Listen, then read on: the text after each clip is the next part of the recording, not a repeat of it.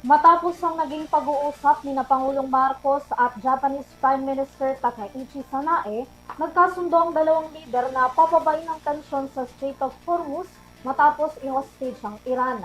Ang naturang ruta ang siyang isa sa pinakamahalagang daanan para sa pandaigdigang supply ng langis. Narito ang iba pang report mula kay Alvin Calobello. Nagkasundo ang Japan at ang Pilipinas na pagtatrabahuhan ang maagang pagpapababa ng tensyon sa Middle East, partikular na sa pagtitiyak ng ligtas na paglalayag sa Strait of Hormuz. Ito ang naging bunga ng 20 minutong telephone call sa pagitan ni Pangulong Ferdinand Marcos Jr. at ni Japanese Prime Minister Takaichi Sanae na kinumpirma ng Ministry of Foreign Affairs ng Japan.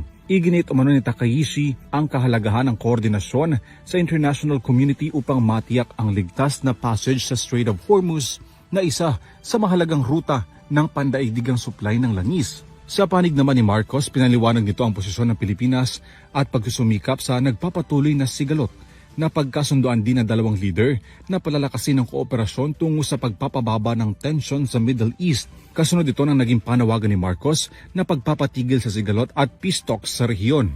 Kasabay ng panawagan na respetuhin ang international law at protektahan ang sibilyan.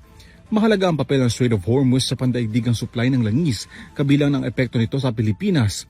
Kabilang naman sa koordinasyon na ginagawa ng pamahalaan ay ang pagpapalakas ng kooperasyon sa ibang bansa, kabilang na ang Japan para sa supply ng langis, samantala dumating na sa bansa ang supply ng langis mula sa Russia.